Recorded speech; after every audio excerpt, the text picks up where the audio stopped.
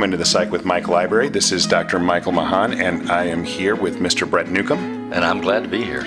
You are glad to be here. I'm glad to be here because we're going to talk about one of my favorite subjects today, grandiose narcissism and self-esteem. And not because you are those things. I've been accused of it. But just because you're accused of it doesn't mean... they don't know what they're talking about. That's right. And I know that. Although I know some of the people who have accused you of that, and they are people who are in the industry. Well, but they don't know anything. But then does that mean that they are themselves narcissistic? No, it means they're jealous. Oh, jealousy. That's an ugly monster. Green monster. Yes. Green-eyed monster, yeah. Yeah. So we actually weren't going to talk about narcissism. Speaking of her. Although, now that you have mentioned that, because I'm very tangential, narcissism is really a very poorly bastardized kind of a concept, because what we think of as narcissistic in popular culture is not from the roots of the Freudian perspective what narcissism really is. Right. Yeah. And so we actually could do a show on that, because I think that there are a lot of people... We can come back in a week or two and talk about it. Sure. Yeah. Because I now that you say that, that actually is... I take for granted that I know what narcissism is from its roots. And but you're in the field. You're supposed to know what it is. Yeah. Ordinary people may not know that phrase. Yeah. Or those phrases. And the addition of the phrase grandiose, everybody's supposed to have an element of narcissism. Exactly. You have to have a healthy sense of self. You have to. Or you don't survive. Exactly. And so you don't thrive. You might survive, but you don't thrive. Don't thrive. And so then the clinical concern comes with the element or the component of grandiosity. Mm-hmm. If my narcissism is totally unbalanced by any kind of anchoring reality, and I think I'm entitled, and I think I'm rightfully able to get anything that I want for no cost to me, just because I exist, then we're fudging up on what would be a clinical definition, and need some treatment. But what all of that does lay the foundation for is what we were going to talk about today, because in the end, you have to have some narcissism and some grandiosity to be able to have what we would call self-esteem. Absolutely. And so all of these concepts live in, from a Freudian perspective, what we would call the ego, and are part of our identity development. And when we talk about, though, the concept of self-esteem, so for you, what does that mean? I hate when you ask me these trick questions. It's not a trick question. I would say self-esteem means that I am comfortable with myself and anchored in a sense of self that is positive. Mm-hmm. It doesn't mean that I think I can fly planes or do brain surgery or anything that I want to do. There are limits to my skills and talents, but I don't feel bad about myself because those limits are there. Mm-hmm. I don't have the skills to be a brain surgeon or any kind of surgeon. I don't have the desire to be one.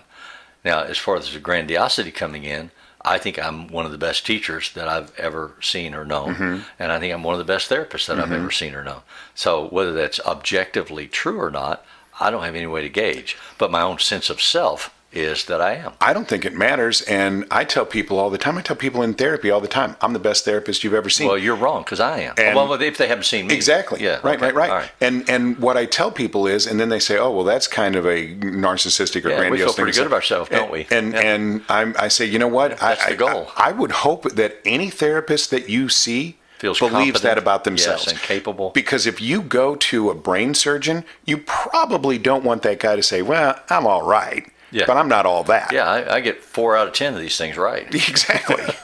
You want him to believe that he's the best brain surgeon that was ever born. And your life is in his hands. Exactly. And he's glad that it is. I think that having that opinion about yourself is not only healthy, but it is actually good for the person that you are working with. You want them to feel confident in your ability. So as we were preparing for this conversation, we segued, as we often do, into our perception of ourselves as parents, and the fact that we've both raised 2 children each, and that our children are psychologically different in terms of their sense of self-esteem.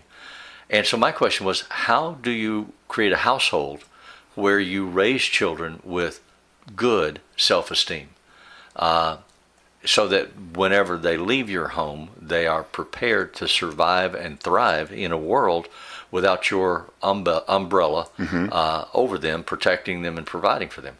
I want my children to grow up and be independent and capable of surviving and contributing to the community at large.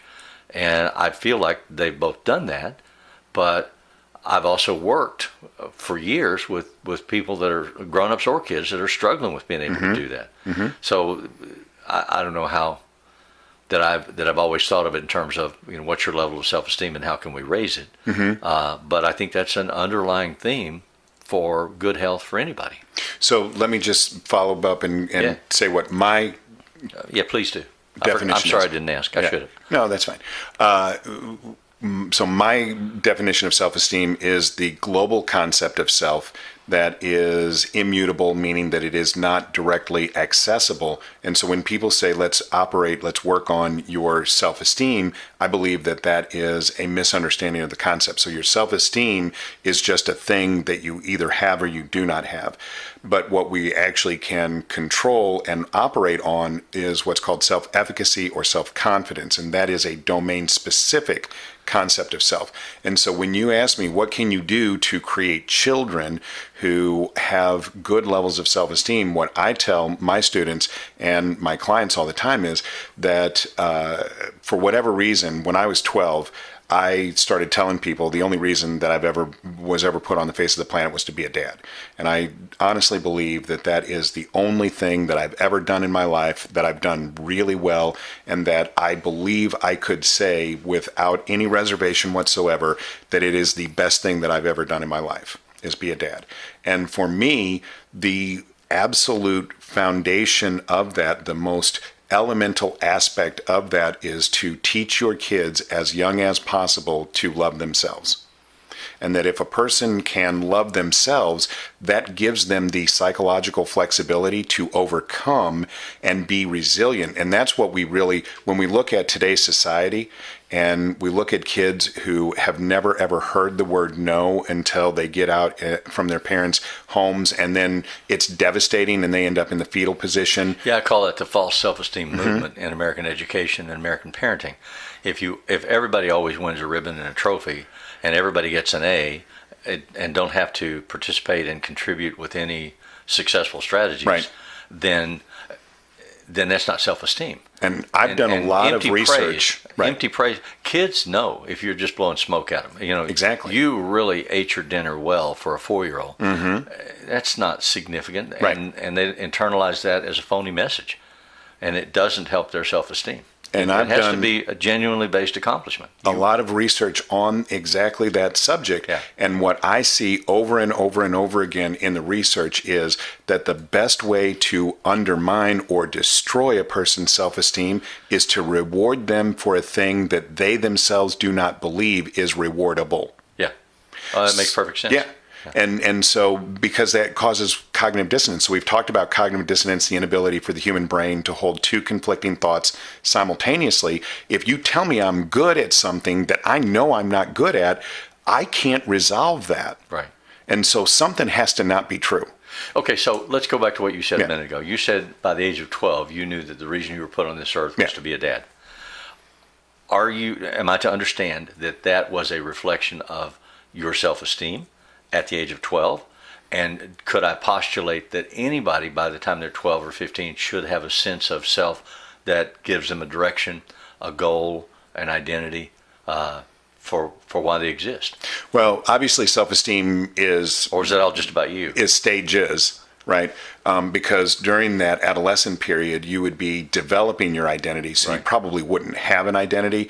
I don't know where that came from when I was young. And I wasn't being... No, I know, but smart-ass. I want to really explain it. All right. Is that was just something that I started saying to people, and people would say to me, "Well, what do you mean? Why are you saying that?" And I'd be like, "I don't know. I just think I want to really be a dad." Were you doing comparative parenting? When probably was parenting myself. No, I was probably Mm-hmm. parenting myself because I don't think I was getting a lot of parenting in my home. Right. And I don't ever remember thinking to myself, oh, the way these people are doing it is wrong, and I'm going to do it this way instead. I'm surprised. No. I mean, I don't ever remember that being a conscious thought. I remember I had a lot of those conscious thoughts. When I have my own kids, I'm going to do it this way. And I just remember thinking, how these people are doing it doesn't make sense to me. I don't think so. When you say, did I have self-esteem? No, I didn't have self-esteem because I didn't have the ability to say what these people are telling me is wrong. I believed what they were telling me was right, and that's why I couldn't resolve it, because it didn't make any sense when they were telling me just crazy off the wall crap. And then I would look at the real world and I would say, these things don't jibe. Right. And I couldn't make heads or tails of that. I didn't assume they were wrong. I assumed I was wrong. I think that's natural. Yeah. I think kids without an experience of the world would make that assumption. Obviously, there's something here I don't know that they know.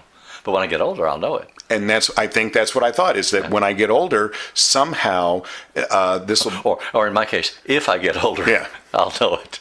Well, because I used to believe that there were people that were a whole lot smarter than me that ran the world, and that when I got older, I would understand. No, God, no. I mean, and if you are a person who is in politics, God love you. It's a hard job. It's not one that I want. Job. I'm not going to ever run. But no, I don't believe that there are people smarter than me running the world anymore. Yeah. But as I grew older and I started to develop my own sense of myself, it took a long time for me, because I wasn't taught that it was okay for me to trust myself and it was okay for me to love me. Were you taught that you were competent and capable? No, that you were smart? I was taught exactly the opposite of that. So was I. I was told, even by teachers and counselors all the way through high school, that I shouldn't even attempt to apply to college because I wasn't smart enough to go. When I was a senior in high school, I was expelled and told by my principal that I would never have a full-time job, that I would never go to college. You're just a loser. Yeah. You come from a loser family and you're a loser. Yeah. And which, I will admit to you 100%, from his perspective, was 100%. Oh, yeah. I was a troubling child. Not troublesome. Well, I was troublesome and troubling in high school. I got in lots of trouble, lots of places, because I didn't behave. And I behaved as an act of rebellion and refusal to drink the Kool-Aid. And the reason that I was in his office was because one of the teachers in the school had said that I hit him, which I did not do. I did push him. I did not hit him. And I understand that that's. That depends on what the meaning of is. I understand that that's a very fine distinction. Yeah, I know. I was wrong. I was 100% wrong. Yes. I should never have done any of those things. Yeah. And I understand from the principal's perspective how he was coming to those conclusions. But I also understand that it is never anybody's right or even the correct thing to do to tell somebody that they can't change.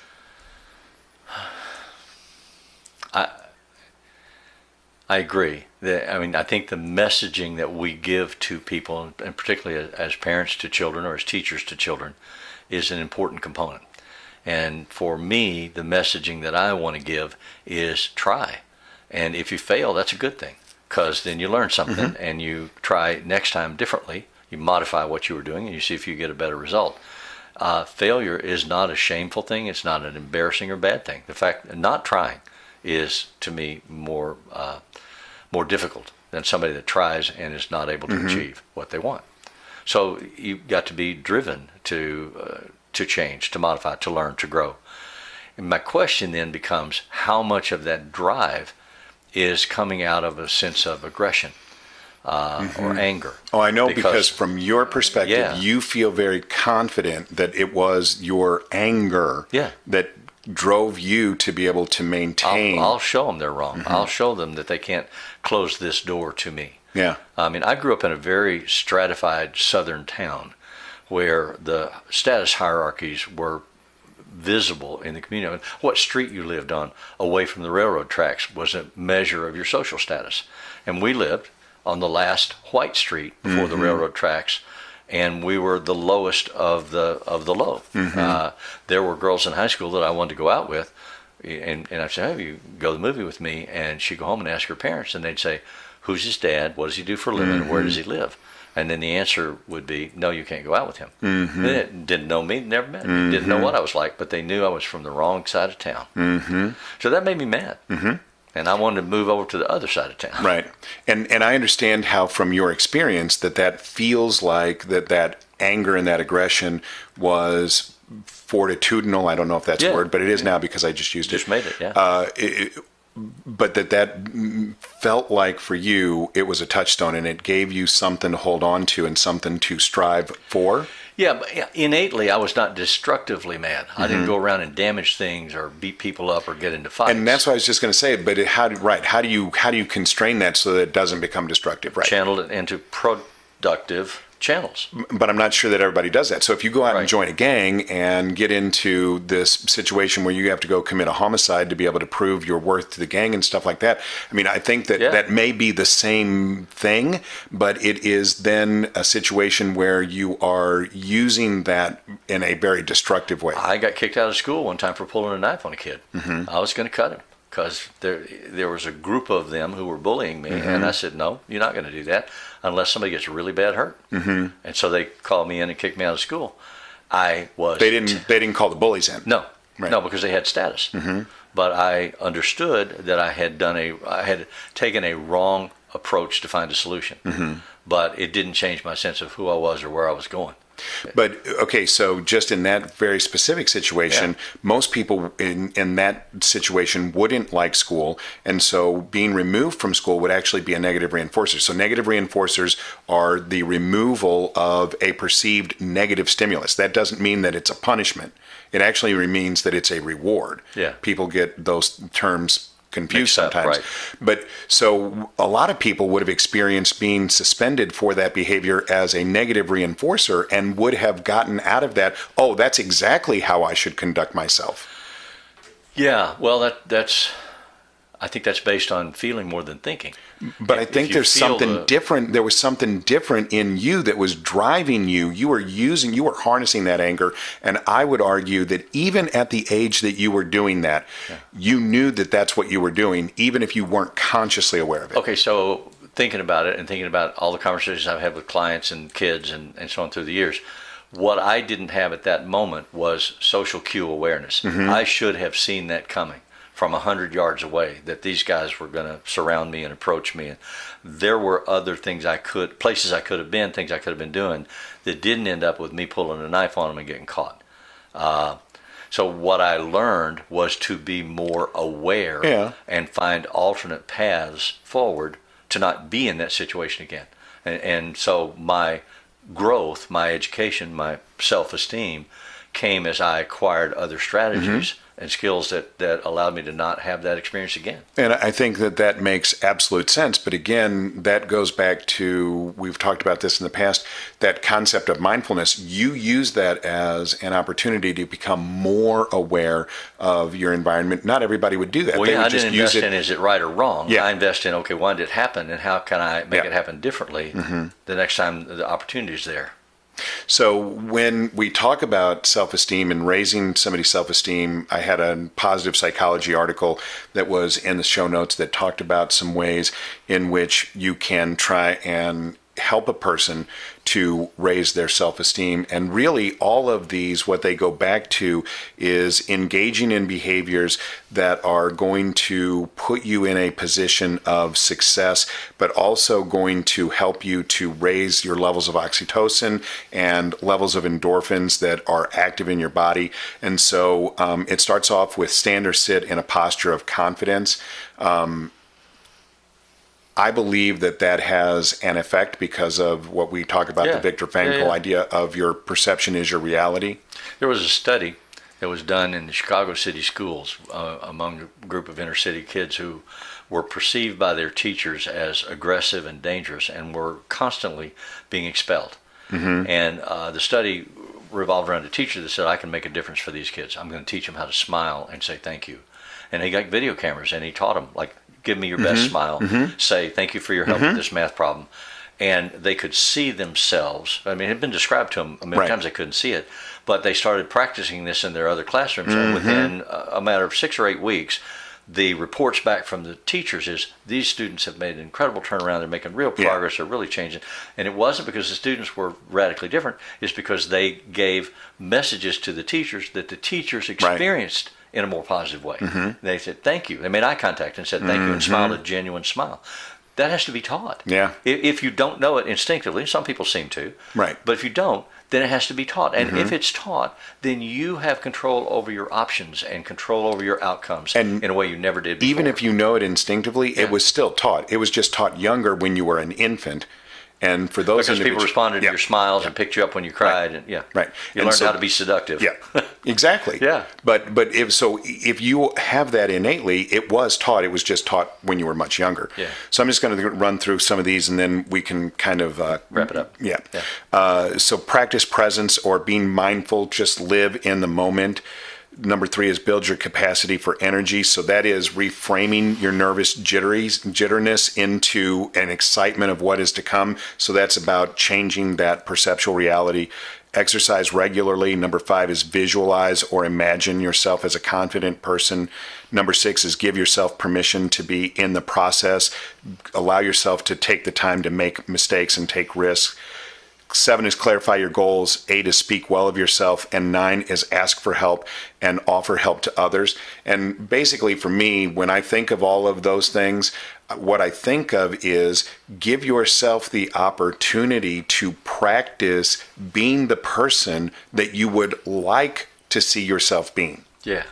Actually, we did a podcast a couple of weeks ago on depression and antidepressant medicines. And one of the things that I would always say to people who are severely depressed is make yourself do something for somebody else. Invest in an awareness of somebody else's condition or experience instead of your own. And that will help move you off this dime. So I just want to take a couple of minutes just to let everybody know there are going to be some changes happening the next time you see us. We're going to have some new digs. So you know that I am planning to redo the library, and my hope is that that is going to be something that people are going to see, and it's going to be much more visually attractive and appealing. I think that it's going to be good for us, and I hope that it's good for the show. In addition to that, I would really like to start doing some different things. We've talked about doing some shorts and doing some. One of the things that we're going to for sure do is an introductory video to let everybody know more about us and why we started doing this and where we would want this to go in the future. So we're thinking about doing some things, and again, we're always trying to evolve. We would very much like to be responsive to anything that anybody in the audience has to say. So if you catch us on YouTube, please like the videos, subscribe to the show. If you check us out on podcast, whether you get us on iTunes or Google, Spotify, wherever you get us, because we're all over, wherever you can get a podcast. Our primary home is psychwithmike.com, and there you can always get a hold of us and get us a message if you would like to. And we would really love to hear from people who are watching the show as we continue to grow and evolve. And if you like the show, again, like us on the YouTube video and subscribe.